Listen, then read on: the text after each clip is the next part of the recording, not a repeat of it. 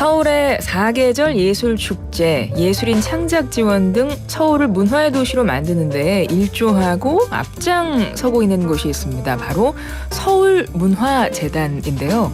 서울문화재단에 이분이 취임하신 이후에 예술에 대한 그 지원이라든가 서울 시민들의 문화향유 기회가 확대가 돼서요. 좋은 평가를 받고 있습니다. 이분 스튜디오에 직접 모시고 이야기 나눠보죠. 이창기 서울문화재단 대표 나오셨습니다. 어서 오세요. 네, 안녕하십니까. 불러주셔서 감사합니다. 대표님, 저희 앞에 카메라가 있는데요. 청취자분들께 인사 한 말씀 먼저 해주시겠어요? 네, 안녕하십니까. 서울문화재단 대표이사 이창기입니다. 이렇게 좋은 시간에 함께 방송하게 돼서 너무 기쁘게 생각합니다. 좋은 정보 알려드리도록 하겠습니다. 네, 고맙습니다. 어서 오세요. 서울문화재단 앞서 제가 아주 간략하게 소개를 해드렸어요. 뭐 예술축제라던가 예술인 지원하고 뭐 문화도시로 서울을 만드는데 일조하는 곳이라고만 제가 소개를 해드렸는데 직접 대표님께서 어떤 일을 하는 곳인지 소개 좀 해주시겠어요? 네, 서울문화재단의 그 사업 영역 보면은 크게 서울의 예술인들을 지원하고 예술 단체를 지원해서 예술 창작 활동을 돕는 일이 가장 큰 이제 역할 중에 하나고요. 그다음에 서울에서 일어나는 다양한 축제를 직접 저희가 실행을 해서 네. 그 서울을 매력 있는 그런 도시로 만드는 그런 역할. 또 가장 또 중요하다라고 보는 게 서울 시민들에게 얼만큼 많은 그 문화적 향유권을 신장시키느냐 하는 이제 그런 역할들이 가장 주요한 역할이라고 생각을 합니다. 네. 올해가 벌써 창립 20주년이 됐더라고요. 그렇습니다. 20주년 올 봄에 행사도 하셨었잖아요. 네, 그렇습니다. 와, 그곳에서 또 10대 미래비전도 발표를 하셨던데요. 네. 서울문화재단의 10대 미래비전 벌써 뭐 창립 20년이 됐다면 이미 많은 것들을 닦아오셨고 많은 것들을 이루셨을 텐데 또 어떤 계획을 갖고 계신 거예요? 뭐 요즘 빠르게 진화하는 그런 현대 사회의 그런 모습들이 예술계에서도 또 문화예술계에서도 그 마찬가지거든요. 네. 그래서 이렇게 매해 새로운 그런 어떤 예술계의 니즈라든가 또 국민적 문화 성향도 점차 달라지고 있는데 서울문화재단이 이제 그런 거에 발맞춰 나가야 되겠다라는 취지에서 미래비전을 이제 선포를 했는데 뭐 가장 중요한 요소는 서울이 정말 예술하기 좋은 도시 또 예술을 즐기기 좋은 도시로 만드는 것이 가장 그 궁극적인 목적이라고 생각을 하고요. 그러면서 서울의 어떤 문화예술에 대한 세계적 경쟁력이라고 그럴까요? 이런 것들이 이미 상당 수준 높게 올라와 있습니다. 그래서 뭐 메디를 따지는 거는 뭐 적절치는 않겠지만 네네. 그래도 10년 뒤에는 우리가 글로벌 탑 5 안에 서울이 문화예술의 도시로 성장해 나가지 않을까라고 생각을 하고 또 그러기 위해서 여러 가지 그 다양한 정책들을 펼쳐야 되겠다 이렇게 생각을 합니다. 그런 측면에서 그 뭐 서울의 문화예술 20분 도시를 만들겠다. 뭐 이런 어떤 의미일까요? 얘기를 했는데 그 파리의 15분 도시를 이제 주창을 했는데 15km 안에서 다양한 문화적 삶을 영위하는 그런 형태. 근데 문화예술에서도 우리가 가까운 그 20분 내 거리에서 다양한 문화적 공간에서 문화예술을 체험하고 경험하고 감동받을 수 있는 그런 문화 향유권을 높이기 위해서 그런 문화예술 20분 도시를 만들어 나가겠다. 뭐 이런 비전을 발표를 했었습니다. 그런 구체적인 것들을 총 10개 미래비전을 제시를 하신 거군요. 그렇습니다. 네. 그렇습니다. 지금은 20분 거리 안에 없나요? 일단 제가 서울을 다 돌아다녀 보질 않아가지고 20분 거리, 그러니까 걸어 다니는 그 20분 안에 제가 문화생활을 향유할 수 있는 거예요. 그 이 문화예술의 어떤 향유는 네.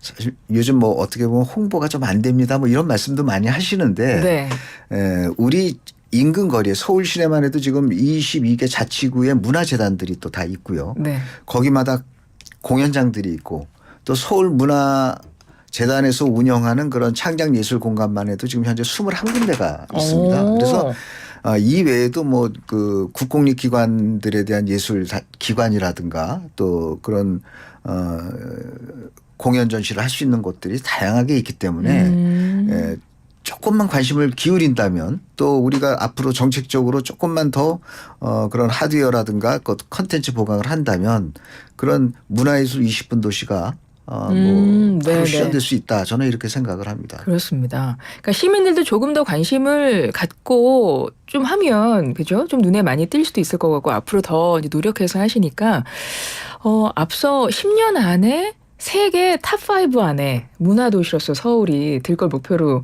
세웠다고 하셨잖아요. 네네. 지금이 글로벌 몇인가요, 서울이?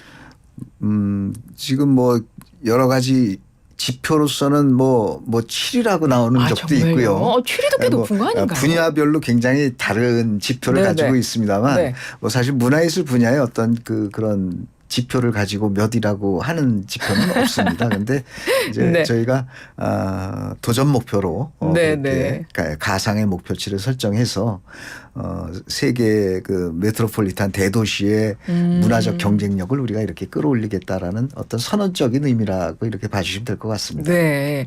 어찌됐건 지금도 글로벌 그 문화 도시 속에서는 탑10 안에 분명히 들어갈 것 같은 저도 생각이 드는데요.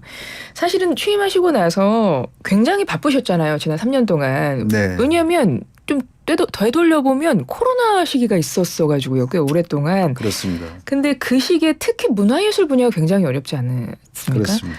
근데 그 시기를 잘 극복할 수 있게 좀 힘을 불어 넣으신 분이 제가 대표님이라는 말씀을 소문을 들어가지고 네. 어떻습니까? 어떻게 생각하세요? 예, 뭐 아마 그건 뭐 저뿐이 아니라 다른 우리 문화예술에서 일하시는 그런 대표님들도 아마 다 동일하다라고 저는 생각을 합니다.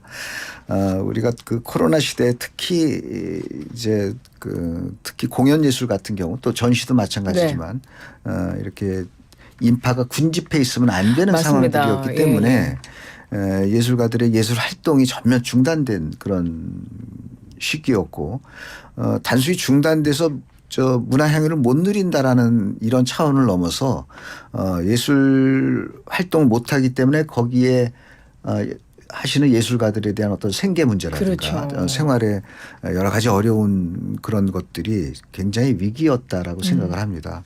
물론 그 코로나 시기에 여러 가지 정부 지원금도 좀 있긴 했습니다만 그거 가지고는 뭐 그 근본적으로 해결될 부분은 아니었을 테고요. 그래서 코로나를 헤쳐나오면서 우리가 얼마나 많은 그 예술계의 그 생태계를 안정화시키느냐가 아마 저뿐이 아니라 저와 같은 일을 하시는 분들의 모든 숙제가 아니었을까 저는 이렇게 생각을 하는데 그러기 위해서 가장 중요한 부분들은 이 예술의 그 창제작하는 지원금을 올리는 것도 중요하고 또 지금까지 줘왔던 것들을 보다 더 촘촘하게 확장해서 하는 것도 중요하고 또 예술인들에게 많은 무대를 제공해서 이렇게 그 활동할 수 있는 영역을 넓혀주는 이러한 역할들도 중요한 이 세 가지 요소들이 이제 정책적으로 반영이 돼서 뭐 촘촘하게 한다는 거는 우리가 그동안 사각지대에 있었던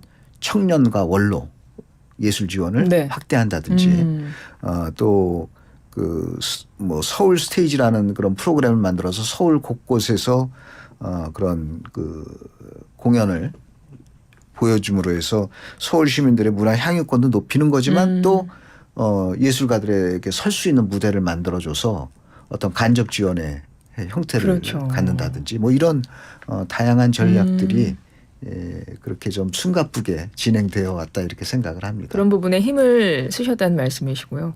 아트 페스티벌 서울, 서울 생활예술 페스티벌, 한강 노들섬 오페라, 서울 예술인 NFT, 서울 스테이지, 서울 문화예술 포럼, 서울 빅댄스 페스티벌 제가 이거를 왜 하면 쭉 많습니다. 한 20여 개 있는데요. 대표님 체제에서 진행됐던 신규 사업만 20개가 넘는다 그래요. 직접 자랑을 안 하셔가지고 제가 잠깐 몇 개만 읽어봤고요. 뒤에서 많습니다. 제가 서울을 돌이켜보면 특히 이제 한강이요. 굉장히 그 한강 주변이 큰 변화가 있었던 것 같거든요. 요즘에. 왜냐하면 저희가 이제 서울시 따로 연결해서 이제 정보들, 문화 정보들 이런 걸 듣는 시간이 따로 있는데 너무나 늘 새로운 변화를 제가 접하게 돼요. 그래서 쭉 보니까 서울문화재단의 핵심 사업 중에도 한강을 문화 공간으로 대변신하겠다 이 내용도 있으신 것 같아서 이건 어떻게 준비하고 계신 거예요? 네, 뭐 한강에 대한 그런 국민의 서울 시민들의 어떤 여가적인 그런 시설 또 한강 접근성 뭐 이런 것들이 이제 서울시에서 종합적인 전체적인 그 정책을 펼치고 있는데 네. 또 서울에 대한 그 한강에 대한 어떤 수변에서의 수변을 통한 그 어떤 문화예술적인 그런 감성을 네. 만들어주는 역할 이런 것들을 하고 있는데 저희 문화재단에서는 그 중에서도 노들섬이라는 곳이 어떤 예술섬으로 좀 더 특화해 나가야 되겠다라고 이제 생각을 하고 예술섬의 페스티벌 같은 것들을 좀 집중해서 그런 그 노들섬이 예술섬으로 이렇게 각인될 수 있는 그런 역할들을 해야 되겠다.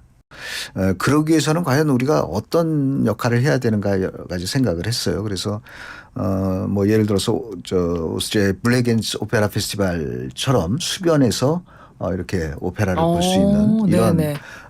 것들도 도입을 해서 한 지금 취임하고 노드섬 클래식이라는 것을 만들어서 네. 노드섬 야외 전막 오페라 또 노드섬 야외 전막 발레 이런 것들을 매년 가을마다 멋지겠습니다. 하고 있습니다. 그래서 또 특히 서울 시민들이 이 오페라나 전막 발레 같은 경우는 그 우리 공연 예술을 본다면은 종합 구성물이라는 표현을 하는데 네네. 뭐 여러 가지 뭐 그 음악, 기악 또 합창 이런 것을 포함해서 그 무대 세트라든가 이런 무대 예술이라든가 이런 것들이 다 종합적으로 돼 있는 예술이기 때문에 그렇기 때문에 야외에서 하기에는 더더욱 좀 쉽지 않았고 또 예술의 전당이나 세종문화회관 같은 이제 큰 공연장에서 주로 많이 하는데 그렇죠. 여기에 가려면 서울 시민들이 너무 부담되는 그 티켓값 때문에 맞네요. 접근하기가 맞습니다. 어렵고 그러다 보니까 자꾸 이걸 고급 예술로 생각을 하고 접근이 어렵고 그러다 보니까 접근이 어려우니까 이쪽에 많은 그 예술가 생태계가 있음에도 불구하고 활력을 얻지 못하는 그래서 이제 이런 부분에 대해서 뭐 전통도 마찬가지겠죠. 그래서 저희가 전막 오페라를 제작을 해서 서울 시민들에게 무료로 제공을 네. 해드리고 또 전막 발레도 마찬가지로 좀 야외에서 접하기 어려운 그런 거기 때문에 그래서 약 한 지금 올해 같은 경우에 한 만석 정도의 규모를 가지고 서울 시민을 찾을 예정이고요. 그렇군요. 노들섬 문화사업 이렇게 지금 추진을 하고 계시군요. 네. 올 하반기에는 새로운 문화예술공간 개관 예정이라는 소식도 있네요. 네, 지금 그 서울 시내 권역별로 저희가 한 21군데의 예술 공간들을 운영을 하고 있는데 그 중에서 하반기에 새롭게 오픈할 공간들이 서울 전역의 권역별로 예술교육센터를 오픈을 하게 됩니다. 네네.